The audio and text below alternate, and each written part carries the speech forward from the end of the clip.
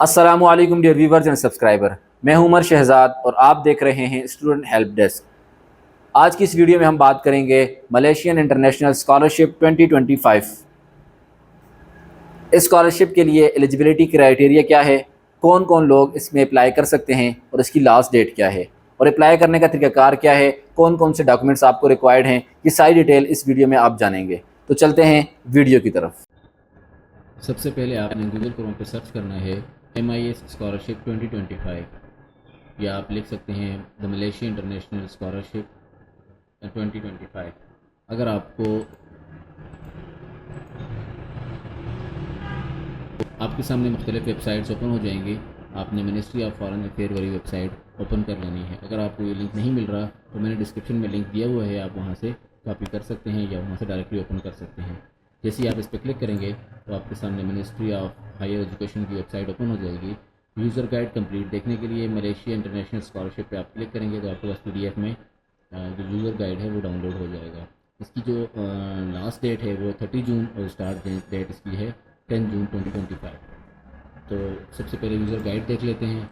User guide मैंने already download कर लिया है।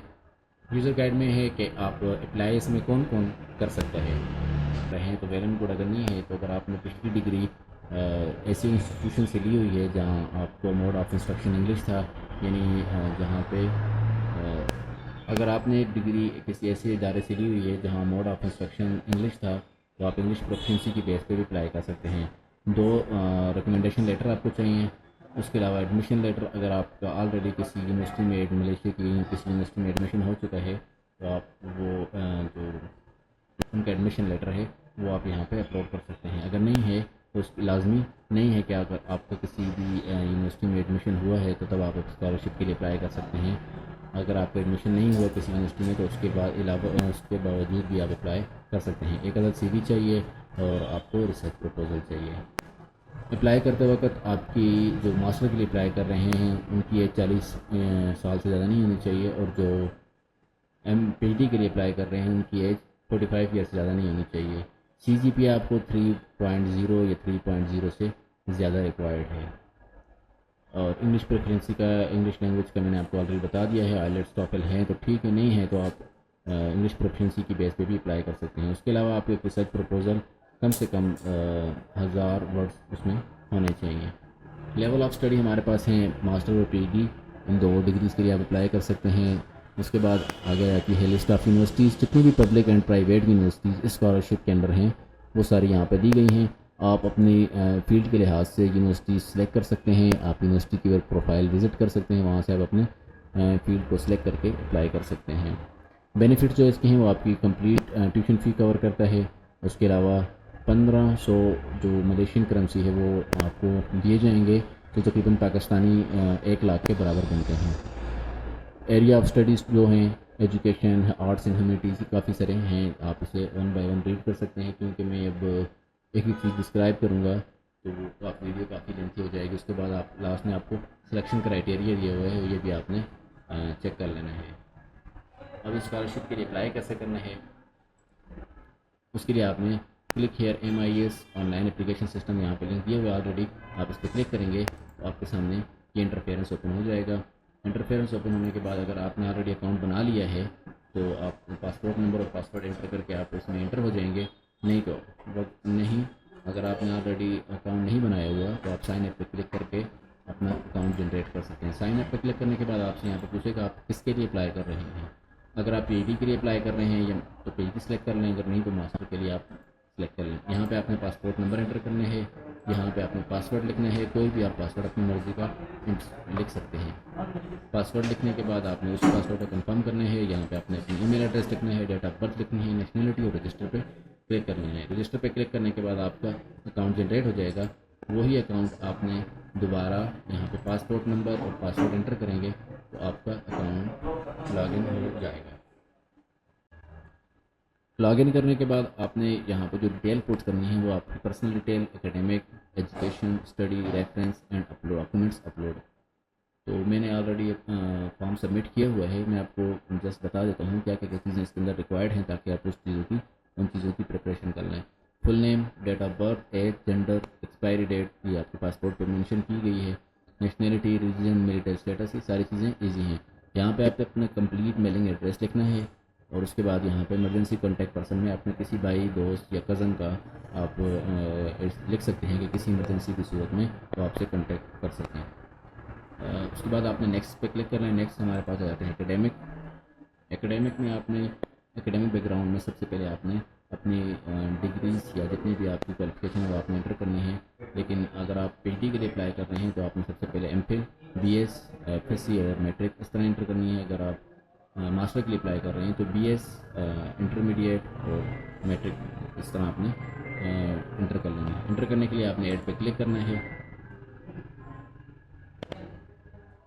यहाँ पे आपसे पूछा जाएगा name of institution, major field of study, place of study और लेवल, कौन सी ईयर में आपने स्टडी स्टार्ट की है, कौन सी ईयर में कंप्लीट की है और जो आपका सीजीपी क्या है वो आपने यहाँ पे पुट करना है। उसके बाद नेक्स्ट कर लेंगे। इसी तरह आपने 1 बाय 1 सारी आपने अपनी जो जितनी भी एकेडमिक है आपकी वो आपने यहाँ पे फिल करनी है। एकेडमिक फिल करने के बाद आपके पास कोई फाइनेंशियल अवार्ड यानी आपको कोई स्कॉलरशिप मिली है या आपने कोई प्राइज़ मिला है या कोई भी ऐसी चीज़ मिली है उसकी डिटेल आप यहाँ पे ऐड पे क्लिक करके ऐड कर सकते हैं। अदर एक्टिविटीज़ जैसे आपके वॉलंटियर हैं, कोई कंपटीशन है, कोई टूर्नामेंट एक्टिविटीज़ हैं वो आप यहाँ पे एंटर कर सकते हैं। Previous residence in foreign countries, अगर आप पहले किसी मुल्क में गए हैं वीज़े स्टडी के लिए या काम के लिए तो आप वो एंटर कर सकते हैं। इससे पहले आपने मलेशिया में कोई स्टडी की है उसकी डिटेल आप यहाँ पे एंटर कर सकते हैं। उसके बाद डिक्लेरेशन के आप किसी कंट्री में कोई कोर्ट में किसी केस वगैरह तो नहीं है वो आप यहाँ से अपने हिसाब से क्लिक करके नेक्स्ट पे क्लिक कर लेंगे। नेक्स्ट हमारे पास आते हैं एजुकेशन। एजुकेशन में आपने वो पुट करना है कि आप मलेशिया में जो स्कॉलरशिप के अप्लाई कर रहे हैं तो वो कौन सी उसमें आपने कौन सी फील्ड ऑफ स्टडी है, कौन कौन सी यूनिवर्सिटीज़ में आपने अप्लाई करना है वो सारी डिटेल आपने यहाँ पे लिखना है। मैंने मास्टर सेलेक्ट किया तो मेरी मास्टर के हिसाब से आ गई है। आपने यहाँ पे अपनी फील्ड सेलेक्ट करनी है जो भी आपकी फील्ड है। उसके बाद आपने 3 यूनिवर्सिटी सेलेक्ट करनी है तो जिसमें आपका एडमिशन होना चाहिए। 3 यूनिवर्सिटी सेलेक्ट करने के बाद अगर आपने ऑलरेडी किसी यूनिवर्सिटी में एडमिशन लिया हुआ है तो आप अपनी सेमेस्टर स्टार्ट डेट यहाँ पे एंटर करेंगे। अगर आपने नहीं लिया हुआ तो आप एक्सपेक्टेड कोई भी डेट जो आपकी यूनिवर्सिटी जो आप सेलेक्ट कर रहे हैं उसके सेमेस्टर कब से स्टार्ट हो रहा है, सेकेंड सेमेस्टर यानी 2025 का सेकेंड सेमेस्टर कब से स्टार्ट हो रहा है तो वो डेट आपने यहाँ पे एंटर कर लेनी है। उसके बाद फर्स्ट सेमेस्टर का टाइम चला गया है, सेकंड सेमेस्टर में आपने अप्लाई करना है। आइलेट्स टोफल है यस, नहीं तो नो। उसके बाद मदर लैंग्वेज आपने लिखनी है। अगर मलेशियन कोई थोड़ी बहुत आपको लैंग्वेज आती है उस हिसाब से आपने इसे फिल करना है। हमें नहीं आती तो हमने नन कर ली। उसके बाद आप नेक्स्ट करेंगे। नेक्स्ट में आपके पास आता है स्टडी। स्टडी में यहाँ पे आपने एक ऐसे लिखना है कम से कम 200 वर्ड से कम होना चाहिए। उसमें आपने ये बताना है कि आपकी बैकग्राउंड क्या है और आप इस स्कॉलरशिप के लिए अप्लाई क्यों कर रहे हैं और ये आपको कैसे फ्यूचर में फ़ायदेमंद हो सकती है। ये सारी डिटेल आपने यहाँ पे लिखनी है। लिखने के बाद इसकी एक फ़ाइल बना के वर्ड की या PDF की फ़ाइल बना के आप यहाँ से अपलोड कर सकते हैं। उसके बाद रिसर्च प्रोजेक्ट ये उन लोगों के लिए है कि जो एडमिशन ले रहे हैं किसी भी यूनिवर्सिटी में थीसिस बेस्ड प्रोग्राम के लिए। तो यहाँ पे रिसर्च टाइटल लिखेंगे, नेम ऑफ सुपरवाइज़र, अगर आपको किसी से अप्रूवल मिल चुका है तो ऑफ़र लेटर मिल चुका है तो आप सुपरवाइज़र का नाम लिखेंगे। प्रपोज फैकल्टी एंड यूनिवर्सिटी लिखेंगे, problem statement, hypothesis, impact of research project, summary of research contribution, सारी चीज़ें आपने फिल कर लेनी है। फिल करने के बाद आप नेक्स्ट करेंगे। नेक्स्ट में आपके पास रेफरेंस आ जाते हैं। रेफरेंस वो आपके कोई भी प्रीवियस एकेडमिक टीचर हो सकते हैं, प्रोफेसर हो सकते हैं, असिस्टेंट प्रोफेसर हो सकते हैं, उनके आपने डिटेल यहाँ पे लिख लेनी है। ये जो फॉर्म फिल जो करेंगे आप रेफरेंस का वो इन्होंने अपना पैटर्न दिया हुआ है, वो मैं आपको बता दूँगा कहाँ से डाउनलोड होगा और किस तरह फिल करना है वो मैं आपको आगे चल के आपको बता देता हूँ। यहाँ पे आपने अपना नाम लिखना है, अपना नहीं सॉरी, आपने यहाँ पे अपने सुपरवाइज़र का नाम, यहाँ पे आपने अपने रेफरी की डिटेल लिखनी है, उनका नाम, जॉब टाइटल, ऑर्गेनाइजेशन, फ़ोन और ईमेल, इस तरह दोनों की आपने कंप्लीट करनी है। प्रोफेशनल एक्सपीरियंस, अगर आप कोई जॉब कर रहे हैं या आपने पास्ट में कोई जॉब की है तो करंट कोई जॉब कर रहे हैं तो उसकी डिटेल यहाँ पे लिखनी है। प्रीवियस कोई जॉब है उसकी आप डिटेल यहाँ लिख रहे हैं। अगर आपने कोई जॉब नहीं की तो आप इसे ब्लैंक छोड़ सकते हैं। उसके बाद आप नेक्स्ट क्लिक करेंगे। नेक्स्ट हमारे पास आ जाती है अपलोड। अपलोड में जो अभी तक आपने डॉक्यूमेंट जो फॉर्म फिल किया है आप यहाँ पे प्रिंट पे क्लिक करेंगे तो आपके पास वो फॉर्म डाउनलोड हो जाएगा।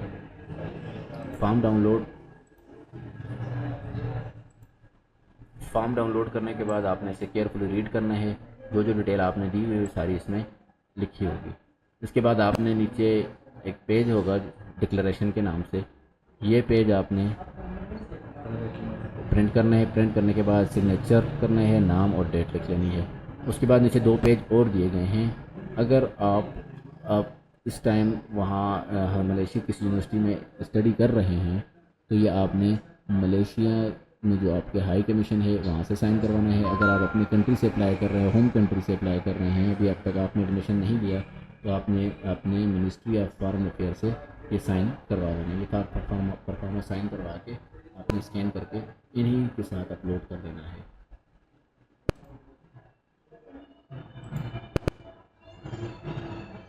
उसके बाद नेक्स्ट जो मैंने आपसे कहा था कि रिकमेंडेशन लेटर आपने डाउनलोड करने हैं। यहाँ पे डाउनलोड का ऑप्शन आपको दिया हुआ है, ये आपने क्लिक करके आपके पास डाउनलोड हो जाएगा।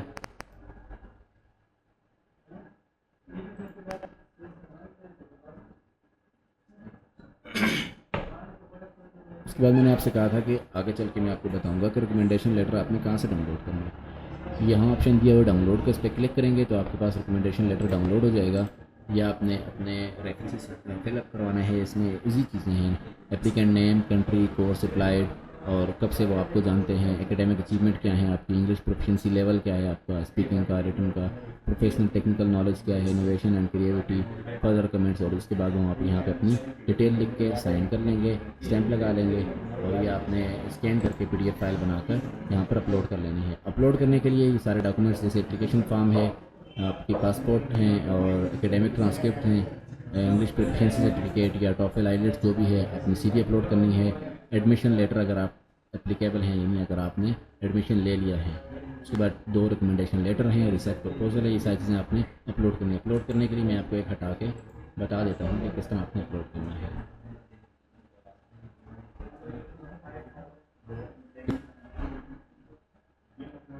अब जैसे हमारे पास यहाँ पे मैंने एक फ़ाइल डिलीट कर ली है ताकि आपको बता सकूँ अपलोड कैसे करना है। चूज़ फाइल पर क्लिक करेंगे अपने ब्राउज़र में और जहाँ आपके डॉक्यूमेंट्स पड़े हैं वो सिलेक्ट करने के बाद आप इसे अपलोड पे क्लिक कर लेंगे।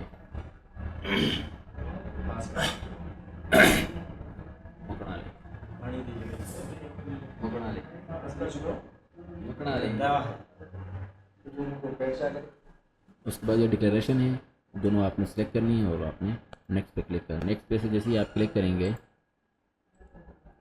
दोनों डिक्लेरेशन आपने सेलेक्ट करनी है। उसके बाद नेक्स्ट पे क्लिक करना है। नेक्स्ट पे क्लिक करने के बाद आपके पास पॉपअप ओपन हो जाएगा confirm this send this application, यानी आप इस एप्लीकेशन को सबमिट करना चाहते हैं तो आपने ओके पे क्लिक कर लेना है। तो ये आपकी एप्लीकेशन। दोस्तों ये था अप्लाई करने का तरीका। अगर अभी भी किसी को किसी किस्म का कोई मसला है तो आप कमेंट सेक्शन में मुझसे पूछ सकते हैं। उसके अलावा अगर आप में से किसी को कोई डिफ़िकल्टीज़ आ रही हैं अप्लाई करने के दौरान तो मेरा व्हाट्सअप नंबर स्क्रीन पे ब्लिंक कर रहा है, तो आप मुझसे कॉन्टैक्ट कर सकते हैं। अगर आपको वीडियो पसंद आई है तो वीडियो को लाइक करें, दोस्तों के साथ शेयर करें। मिलते हैं नेक्स्ट वीडियो में, तब तक के लिए अल्लाह हाफिज़।